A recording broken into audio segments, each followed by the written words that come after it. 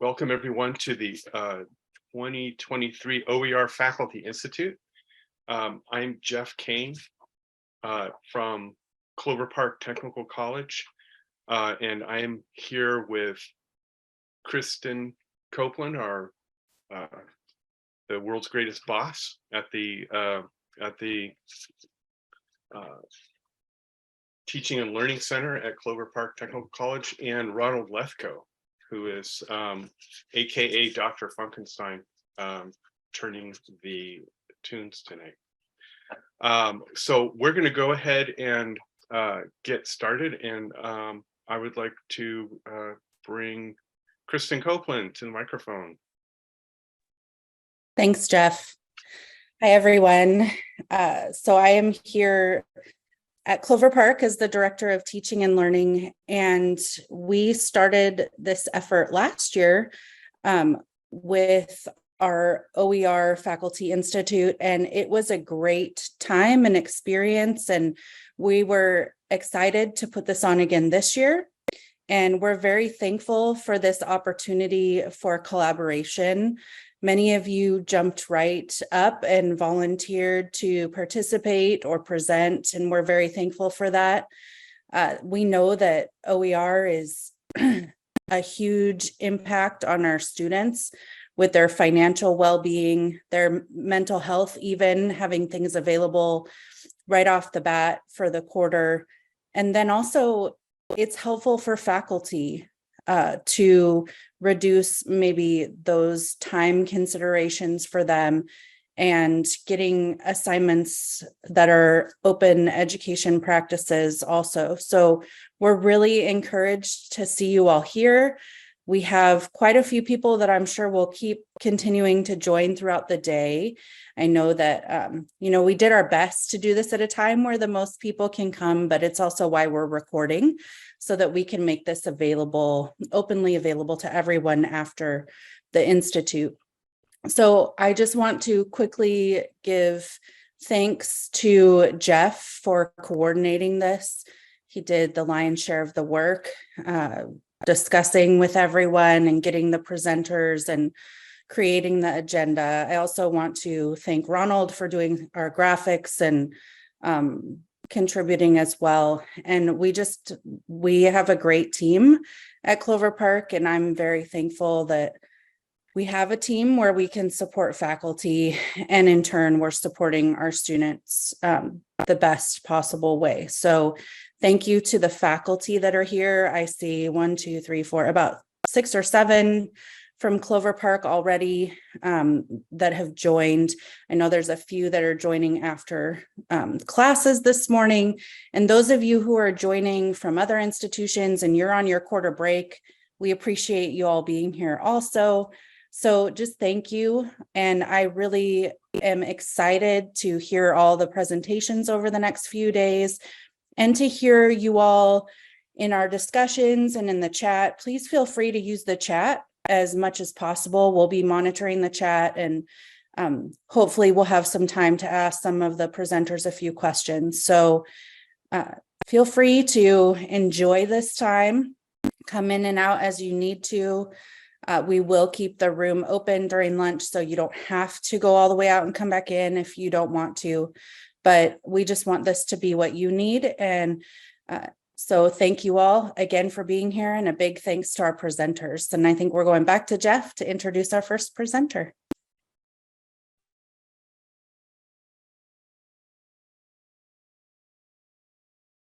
Okay, let's see here. Okay. Our first presenter in Keynote is Boyoung Chae. She's the OER policy analyst at the Washington State Board of Community and Technical Colleges. I can't say enough about the work and dedication that Boyoung has given to OER in the state of Washington, and the work that she's done on individual college campuses, at the state board, and all the way through bringing legislation up to the Capitol. So it's my pleasure to introduce Boyoung Chae, who's going to tell us a little bit more about her work. Good morning, everyone. Hi, Jeff. May I share the screen, please? Yes, I've made you a co-host. Got it. 1 second.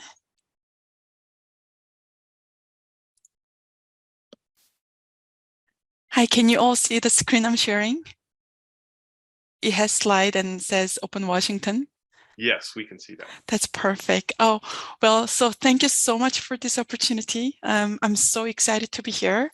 And before I start, I just wanted to express my gratitude to Jeff Kane and Christine and all the Clover Park team who organized this amazing event, providing opportunities for us to gather and share. And I understand this is a second year event, and thank you so much for carrying out this hard work and sustaining the energy and creating the momentum for all of us. So thank you so much, Jeff.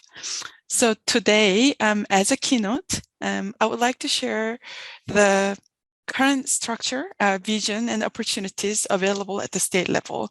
To be honest, I was a bit worried when Jeff first approached me that this might be a boring session where I list, all of the updates and some things that happen and these things that brand new news. But I think that it would be useful for me to have a chance to share who we are and where we are moving forward so that we can share some of the visions that we have and possible opportunities to share. So as you know, Open Washington, I may start with that. Open Washington is actually the name of our support infrastructure that was initiated around, say, 2013 to support faculty use of open educational resources. So in a way, this is our 10-year-long effort to support and advance the use of OER. So this is a poster created years ago. And as you can see, in the Open Washington system, there are 3 major elements, including professional development, policy, and research. So we created this system with these elements to make sure that all of our decisions for the openness services will be guided by data and supported by policy. So, for example, we conducted a very comprehensive qualitative research on faculty members' use and perception and need for OER, and that was around, I think, 2015. And based on that data, which produced 40-page report out of the responses from 800 faculty members through the survey and 60 faculty members through the qualitative interview. So we learned that there was a strong need for an information hub and introductory level of training as a professional development. So we went ahead and created those services. So over the years, we really put our best effort to make sure that these elements will stay relevant and cohesive. And so whenever we have a brand new idea, our first question would be, do we have a data that backs it up? And do we have a policy that could be a potential obstacle or a boost? So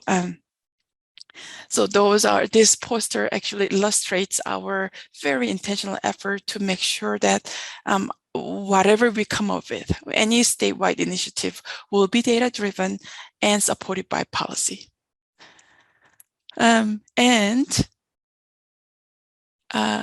So as I mentioned, we operated this model for nearly 10 years, and coming in 2023, we have added a brand new elements to this model. As you can see there, funding. This is our very intentional effort to make sure that we will be mindful about the financial need to support colleges' effort in advancing OER. And later in the presentation, I will share the current situation with funding and what could be coming up potentially. So stay tuned. So maybe we can go over some of these existing services for each of these elements. So earlier, So first, policy. So earlier I mentioned that, I will not bore you with all the details of the existing updates.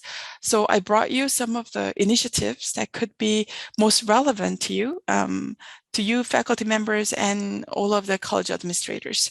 So the first one is our famous and infamous OER and low-cost labeling policies. So a bit of background of this policy. As you mentioned, we created this OER 101 training and Open Washington Hub web pages, and all of those existing the infrastructure of professional development. And through those services, we actually trained over like 3,000 faculty members, and we stopped counting after that. So real number may be bigger.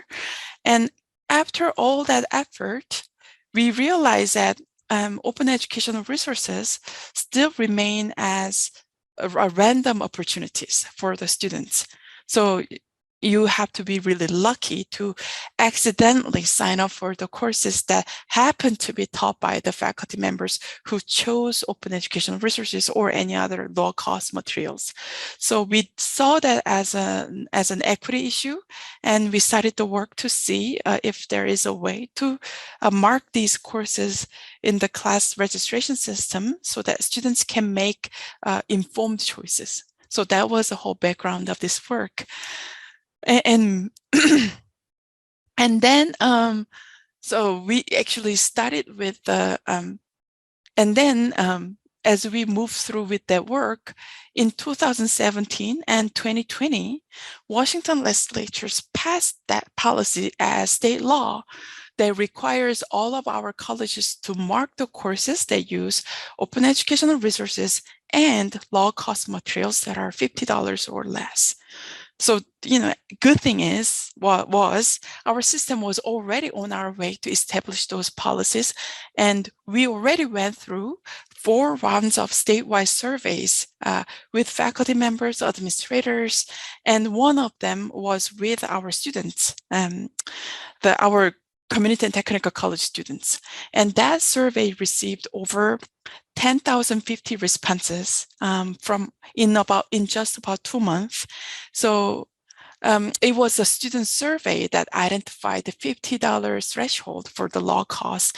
And Washington Community and Technical College Student Association, known as WACSA, they were in charge of collecting all of the survey responses from the students and lobbying for the legislature. So I remember endless meetings with WACSA leadership and all of the student services councils and commissions almost daily during that 3 months of work.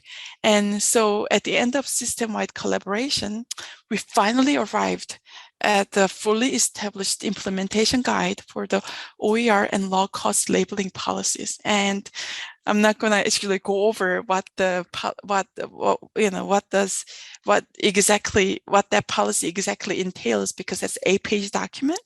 But I put a link to all of the professional development resources that we created, including the complete implementation guide that has all the to-dos, what not to-dos, qualified cases and sample cases, and all of the examples. And there is this last one, the video tutorial for the beginners. I strongly recommend that you start with that. It's a 4-minute YouTube video that actually gives you a nutshell of entire policy requirement. So I'm really proud of this work, being able to represent what our students ask for, and being able to bring their Herculean effort to a concrete outcome at the end. So you probably wonder what happened since then. So what happened after 3 years of implementation since legislation? So we now have about 80% of our colleges fully implementing the policies, with more colleges joining in every year. There is a bit of difference between, like each college's sort of progress in this labeling policy implementation. That's simply because this implementation is only possible with a CTC link. And as you all know, a CTC link implementation, there was a timeline, different timeline for each of our colleges. So that's why you see some colleges have begun earlier than others. So students can now see, as a result, OER and log cost options in their class search page as course attributes. So they can filter their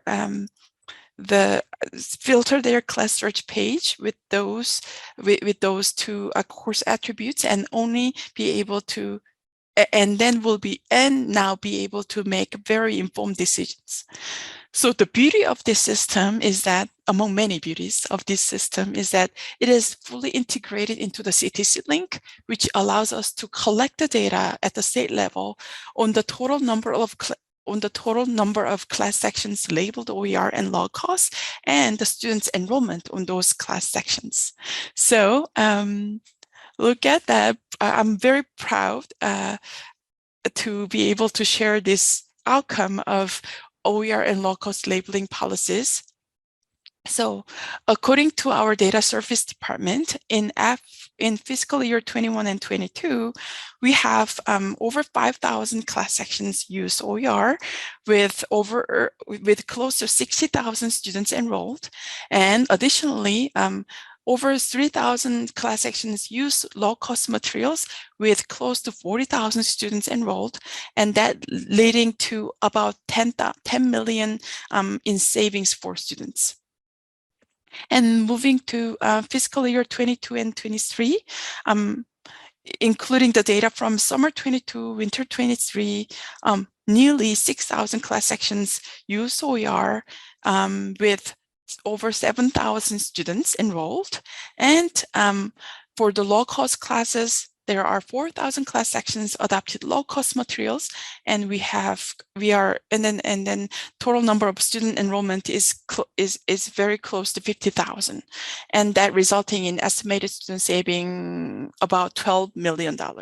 So combined, in just about 2 years, our system has saved students over $20 million in textbook costs. It is quite an achievement, and truly my hats off to colleges who made this happen. I have nothing but utmost respect to the colleges and staff and faculty members who took this as a mission and made these changes, most meaningful changes for our students, the changes that have begun in cold winter time by our student association, holding their iPad and piece of candy, approaching the fellow students, asking them to fill out the survey. So now I wanted to, moving on, briefly introduce some existing services that we provide as professional development. I'm going to just be really brief on those because I'm sure this is most familiar initiatives that you already know. So you know that we have Open Washington site.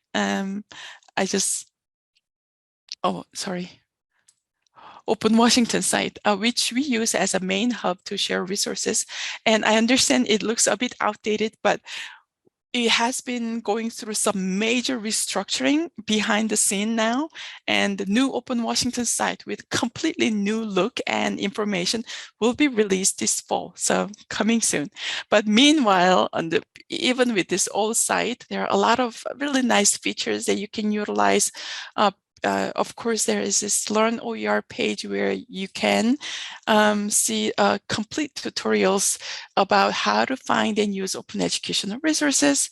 And there is this complete collection of complete collection of OER repositories that I hand collected myself and categorized by the type of the resources. You see the textbooks and images, course materials and simulations and videos and audios, and all of these are fully checked for its quality, the types of license, and the basic accessibility features as well. And on this page, oh, sorry, it keeps going to the wrong page. On this page, as you know, we have this OER stories where we interviewed 9 faculty members and asked them to share their journey and experience and how they have begun the whole effort and what were the biggest benefits they have experienced and where they are moving forward. So I strongly recommend that you just play these, and then each time I do, I get filled with the inspiration and energy and motivation. And moving forward to the next professional development is our statewide training OER 101, which majority of you have already taken and know, but just in case we have any member participants today who are yet to experience the OER 101, this is our statewide training that we provide every other month, 2-week online fully facilitated asynchronous training that has all the features that will prepare you to use open educational resources for your class right after finishing the training, because that has been the feedback from all the participants so far, that it's a super easy, short, quick, basic training that will prepare you to start and applying open educational resources for your teaching practice. And next item, finally, Pressbooks. Pressbooks, as many of you know, is an online platform for self-publishing books in multiple formats, such as ebooks, PDFs, even Common Course cartridge to make that direct connection to your Canvas class. So State Board has purchased a statewide subscription last year, which offers 1-year free subscription for all of us. And I got this question a lot from the faculty members. What happened then once the state subscription is over? Well, good news is you will still be able to access and edit all of the all of the books that you have created on the Pressbooks while we were under state subscription. So those access will not go away. So then I would wonder, why not creating a bunch of placeholders now? And so that you can continue to access those books for the future publication. And I will not bore you with all of the details of Pressbooks, what it can do for you. But I think that Pressbooks is a wonderful opportunity for anyone who are interested in ever self-publishing your books. I mean, it could be a sort of a practice space for your future publication, even with commercial vendors. And so why not starting your book today and go to the Open Washington Hub page, which I prepared right here, and create your free account, and then create 4 to 5 empty shelves with all different book titles that you have been interested in creating, and start from there. So I just wanted to quickly share one place here. This is the college catalog created by Lake Washington Institute of Technology. They are the pioneers of utilizing Pressbook space to collect open textbooks created by the faculty members. So under the Lake Washington catalog, you notice all of the open textbooks that have been created by the faculty members. And each time I open the Lake Washington page, I see a brand new book added here. And one of the amazing books created that I just wanted to give a big shout out whenever I have a chance, such as today, is this one. This is called Stories from Our Lives. And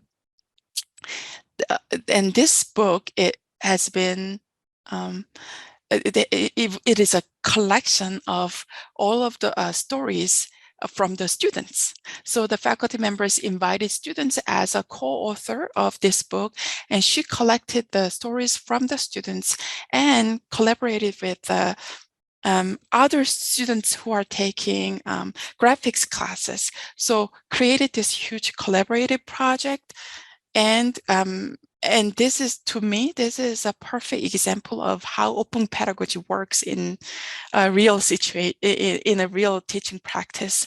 So this is how the Pressbooks typically looks like, and you open it, and it has a just perfect structure that you expect from any commercial textbooks. And also, if you're curious about checking out other open textbooks created by other faculty members, you can always go to Pressbooks directory, where Pressbooks collected all of the textbooks that were ever created on the Pressbooks platform with public setting. And as you can see, as of today, I see over 5,500 and over 5,000 open textbooks, and majority of them have been created by state systems with some gigantic funding from some, like funding from legislatures or private funders. And so what I'm saying is that all of these books have quality, all the bells and whistles that you expect from the commercial textbooks. So check them out. And there is a clear filters, and with different languages, subjects, institutions, and this is, and whenever I come here, I just ended up spending at least an hour going through all of the potential books and impressed.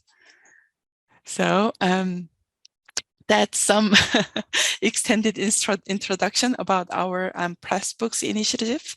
And I hope that many of you will take advantage of this state subscription that we have now. And next, I wanted to introduce you to this, another professional development tool that we have begun last year called Washington 100. So what this is that, we have noticed that a lot of our system initiatives, such as Running Start and Guided Pathway, and all of those courses share the same set of core courses, same set of highest enrolled courses. So we realized, what if we created this a collection of quality open educational resources that support Washington's highest enrolled 100 classes. So we started that work, and then this is the end result. We have now collection of 100 highest enrolled courses, and in each of these group, let me go into biology. We have the huge number of quality hand-picked open educational resources prepared for each of the highest enrolled courses. And so anyone who wanted to start applying for open educational resources, they don't have to wade through the myriad of all of the open educational resources repositories. They can start from here and then see if they can identify the resources that they need from this collection. So this list was intended not only for those seasoned OER users, but especially for those beginning faculty members who just wanted to see what's available out there. So that's about Washington 100. So now we are moving to the topic of funding. As I mentioned, our service had paying particular attention to the securing financial resources to assist our faculty members the use and development of open education resources. And as the first step, in 2021, State Board applied for the Open Textbook Pilot Grant from the U.S. Department of Education. And that's an annual competition where we have to submit like 60-page proposals. And we won. We were selected as one of the awardees of the year and received $1.8 million to develop open textbooks in professional technical programs.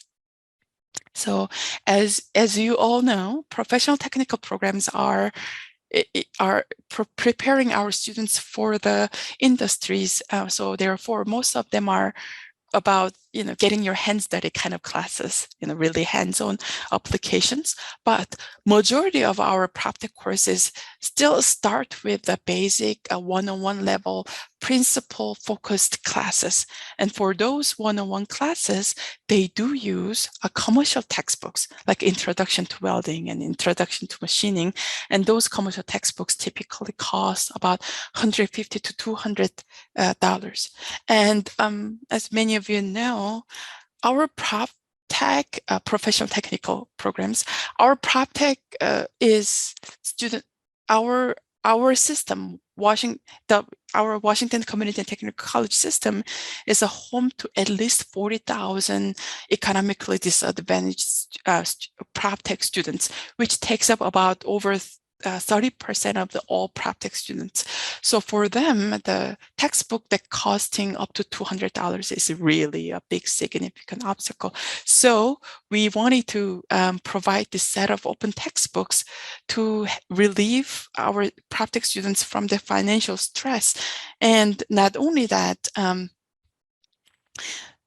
basically, the open textbook is extremely scarce in the field of PropTech programs. You guys might notice this repository called Skills Commons, which is a collection of all of the deliverables and byproduct from the tech grant from Department of Labor in the past. But in that repository where they collect millions of resources, all of the resources are sort of disconnected, not as a connected resources that will help faculty members to go through a quarter-long class. So recognizing the scarcity of the open textbook in the general field of professional technical program, we started this project with the funding from the U.S. Department of Education. So since then, we have worked on developing 6 textbooks with matching ancillary materials. And these are the open textbooks that are currently under development. They include Introduction to Healthcare, Welding and Machining, Early Childhood Education, Criminal Justice, and Hospitality. For each of these textbooks, we have a faculty cohort where a number of faculty members collaborate, co-authoring the textbooks together.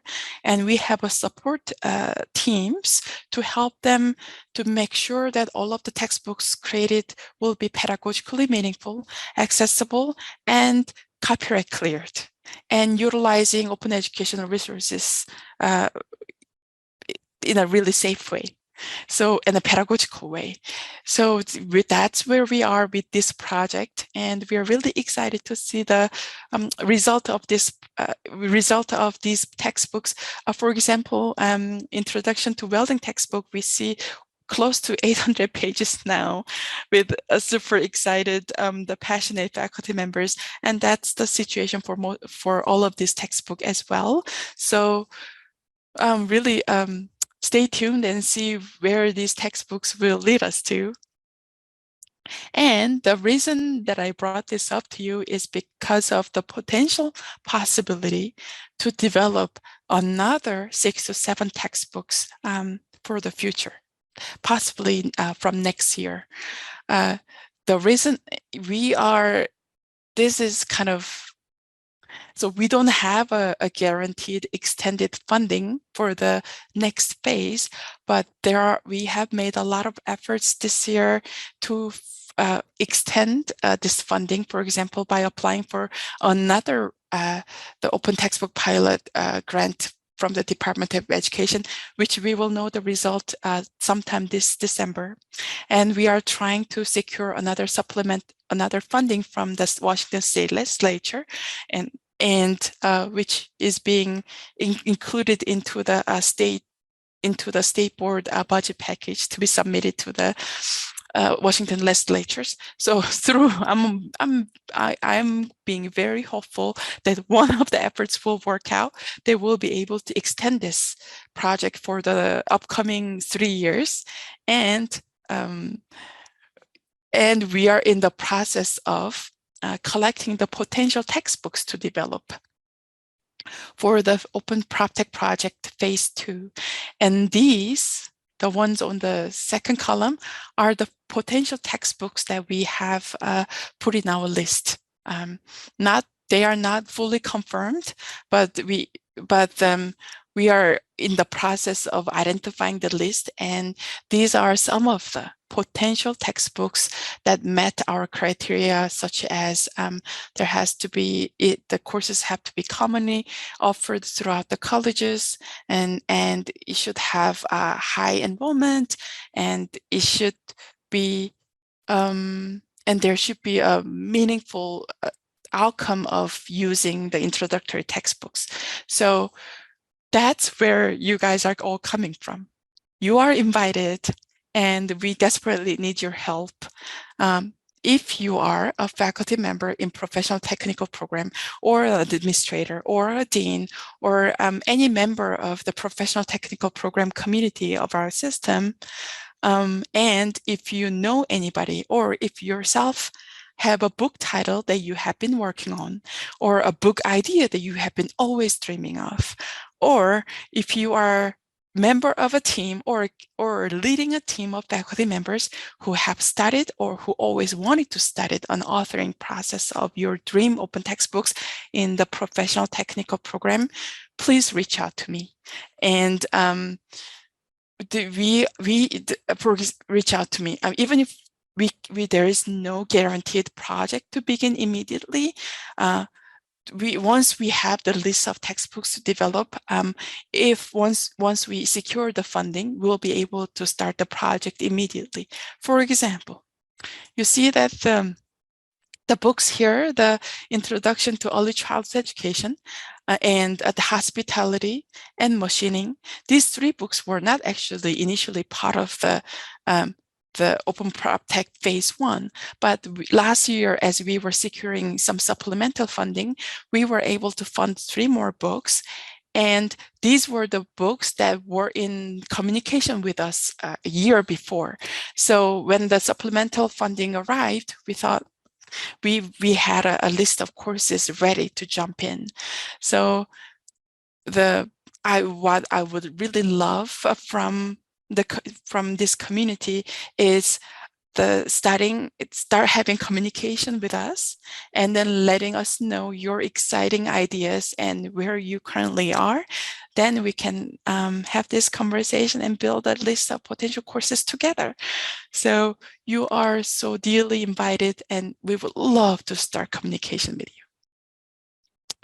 So that is the end, all the end of the presentation portion of today's session that I prepared. And Jeff, do I get to have a Q&A at the end, or how would you like to proceed? Or is there any part that any of you wanted me to elaborate further? Yeah, we have time. So. All right, then may I invite any of you who have any questions about any of the parts that I presented today, or have any ideas or thoughts? Hi, I don't know how am I pronouncing. Is it right, Boyoung? That's correct. Hi, Priya. Yeah, hi. And it was really wonderful presentation. Yeah. Oh, thank you. So yeah, regarding this book, as you mentioned, I just wanted to know, like, if we are interested, as you said, we can reach out to you if we have any idea, or we are having some title which we really want to implement. Can we reach out individually, or do we need to come via our organization? Like, you can totally do it either way. Okay. Yes, sometimes I get contacted by the individual faculty members, or a dean of department who always wanted to develop introductory textbooks for some of the ideas, some of the areas in the PropTech field, or sometimes. One time I got contacted by a faculty member who has been running the community of practice for welding for years, and they became our #1 flagship textbook for our first Open Practice Phase 1, the introduction to welding, as you can see over there. Yes. So we would love to be contacted by any member or any organization. That's great. So is it like one more question I have? Is only related to ProfTech, or it could be any general idea, or like could be like maybe general knowledge or something which helps the students or community to build better? Or it should be professionally connected, or it could be a non-professional title as well? Gotcha. I would love to be contacted with any faculty members with any ideas. However, for the current funding that I have, the restriction is that it has to be for the textbooks in professional technical field, such as hospitality, manufacturing, healthcare, construction, construction and automotive, and got it. You got the idea. That makes sense. Thank you so much. Oh, anytime.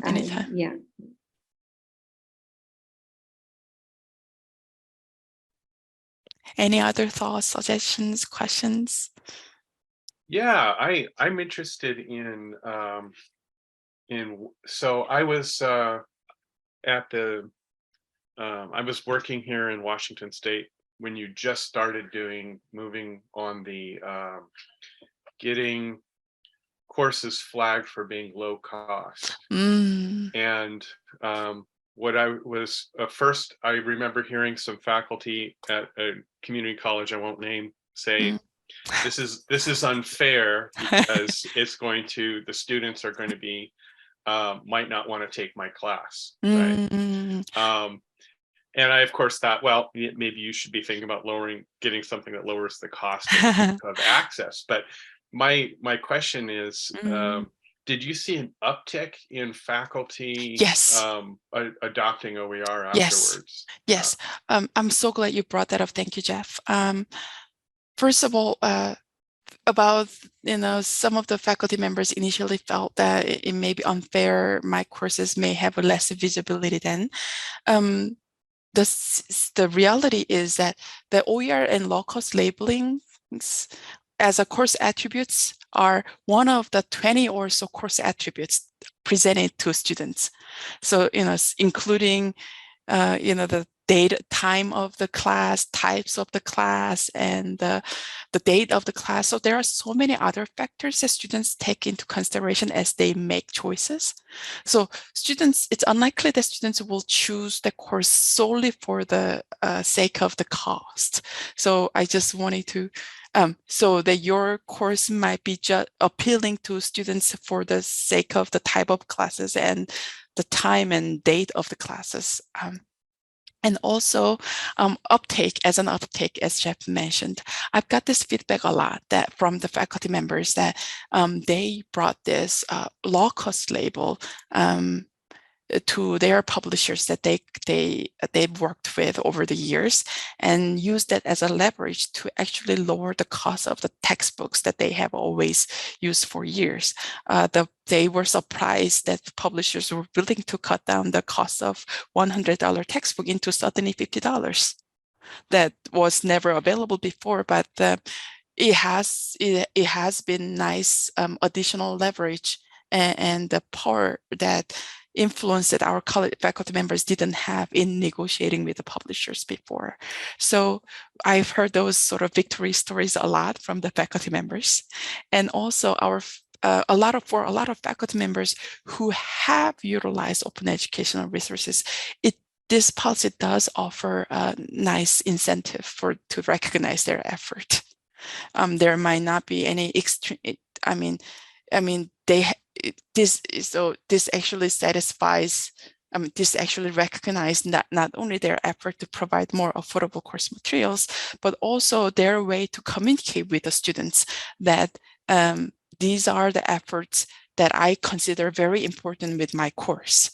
And so faculty members would emphasize why I chose open educational resources for my course and why it is important to me and how that connects to my pedagogy and philosophy.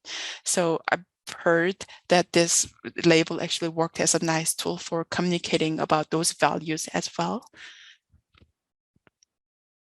Yeah, and let's see, to the other part that I was curious about was your OER 101 training. I have seen that in the Canvas Commons. Yes, it is there. Still available there? It's still available there. But another thing is, just like Open Washington webpage, which is going under just incredible, it's restructuring that you may not even recognize the old one. And we are doing the same thing for OER 101 as well. So this fall, you can expect the release of the brand new OER 101 course and Open Washington class. So Jeff, if you're interested, I can actually share the most up-to-date version that we are working on behind the scene that has all of the matching PowerPoint with voiceover and not just a list of the informations. And I'll be happy to share that with you, so let me know. But the one in the Canvas Commons is the one before the update. Right. Yeah. I'm asking because I know we have people here from other states, but the materials that Washington State has provided are publicly available. And one of the things I like about this is that if you're working in a school that wants something customized with, you might be in right here in Washington State, or if you're in another state, these materials are available, and if you don't have something like that, then you can take advantage of this. Also, just thinking of that, how you've gone about doing your work here, I know has influenced people in other states and the way that they're talking to their own legislatures and the way that they're talking to their own communities. I know that a lot of similar initiatives started to happen in California soon after, for instance, you started doing this work here. Okay, do we have any more questions? Comments? I'd like to chime in. Can you all hear me? Hi, Jennifer. Hi, Boyoung.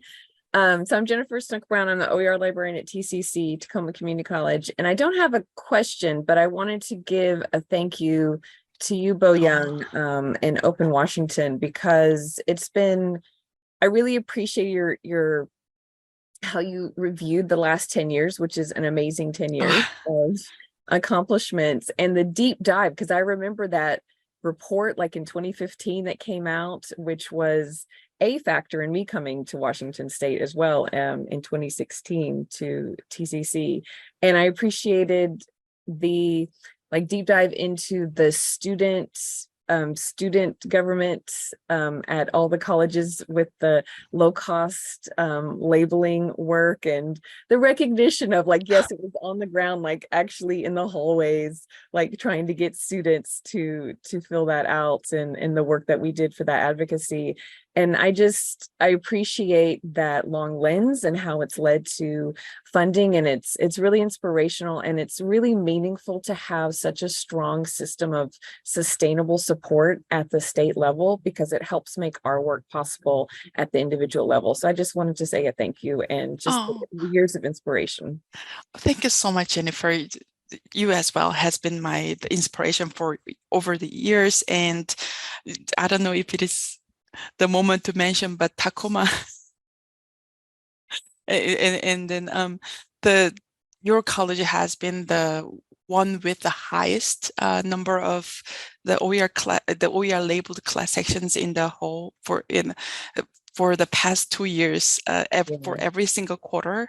And I can only imagine the Herculean effort that you must have put in to make that happen. And that I wanted to comment not only on that highest number for like 6 quarters straight, but also how that has been the model for the rest of the colleges. That I actually sent a lot of people to your way and said, go talk to Jennifer, and then she will know how to implement that on campus. So just thank you so much for Thank you, doing all the service. And your point about some of us have been doing this for longer. It has been very many years at TCC. So there is hope for everybody. And it does take a lot of work and a lot of sustainable work. And that is, again, possible with the support at the state level. So thank you. Thank you. Okay, any other questions, comments? I have a comment. Yes, sir. My name is Gary Baker, and I teach at Big Bend Community College, and I've been involved in computers and electronics since 1968. So like forever. And as you can see, I have a gray beard, and amongst the Linux community, gray beards are the people who have been persistent in their pushing for open source education. YouTube came out of that open source community. So,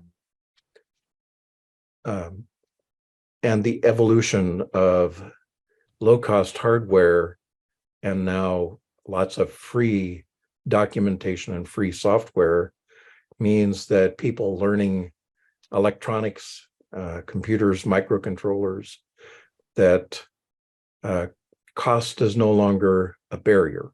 Time. So I'd just like to leave you with that thought.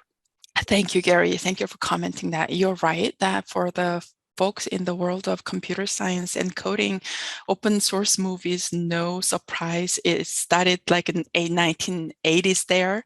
And the model for Creative Commons license is one of those, like the coding, the licenses, like such as MIT licenses and all of those computer science, all of those, the coding open licensing systems. So the whole movement that we have here with open educational resources is inspired by that open source move in the computer coding world. And I thank you for recognizing that in the connection.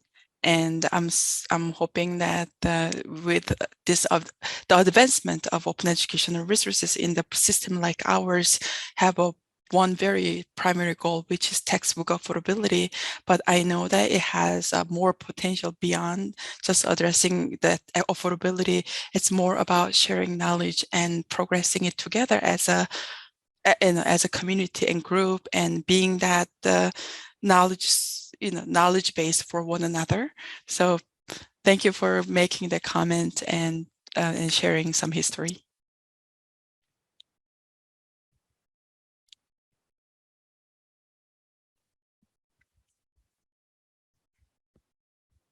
Okay, I know that we have a lot of faculty members on our campus who are interested in press books, so we'll be revisiting that.